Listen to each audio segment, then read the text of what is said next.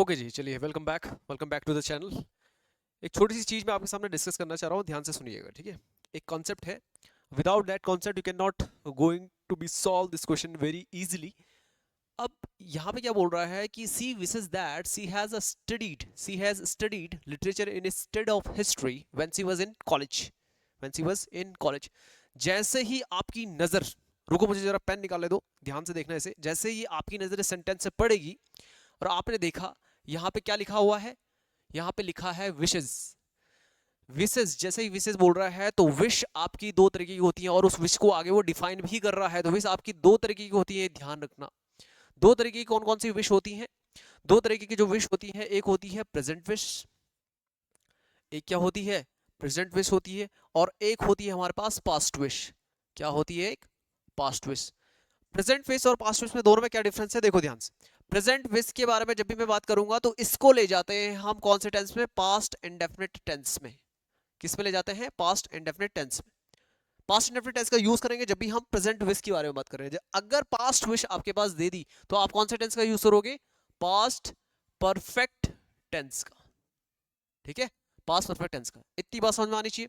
अब आपको डिटेल में पता होना चाहिए पास्ट इंडेफिनिट टेंस क्या होता है। हेल्पिंग वर्ब डिड यूज होती है, पास्ट परफेक्ट टेंस में हैड यूज होता है, उसके पास उसके साथ अगर परफेक्ट बोल दिया तो मेन वर्ब की थर्ड फॉर्म का यूज होगा। ये तो चीजें बेसिक्स है, ये तो क्लियर होना चाहिए। अब यहाँ पे ध्यान से देखो, अरे एरर के क्वेश्चंस आपके किसी भी एग्जामिनेशन में आएंगे, इस तरीके से क्वेश्चंस आएंगे कि she wishes that she has studied literature in instead of history when she was in college. जब वह कॉलेज में थी। अब इस स्टेटमेंट को जरा ध्यान से देखो। उसकी यह दिले तमन्ना थी, क्या थी? कि वो स्टडी करती लिटरेचर, किसकी जगह? हिस्ट्री की जगह। जब वो कब कहां थी? कॉलेज में।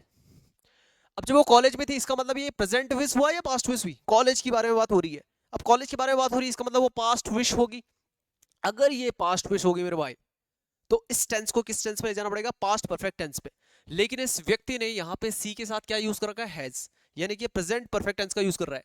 हैज की जगह इसका मतलब हमें क्या यूज करना पड़ेगा? हैड यूज करना पड़ेगा।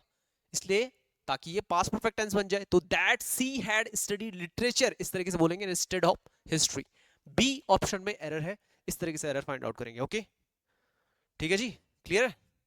इस तरीके से शॉर्ट ट्रिक्स और अमेजिंग शॉर्ट ट्रिक्स की वीडियोस जानने के लिए इस चैनल को लाइक शेयर एंड सब्सक्राइब जरूर कीजिए। और ऐसे ही अमेजिंग वीडियोस के साथ लगातार मैं आपके साथ बना रहूंगा।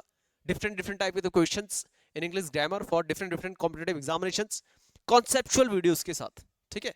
तो आपके क्वेश्चंस देखते ही सॉल्व हो जाएंगे, अदरवाइज आप किस में मार के आ जाओगे? नो एरर में टिक मार के जाओगे, जो कि गलत हो जाएगा। ठीक है, थैंक यू वेरी मच।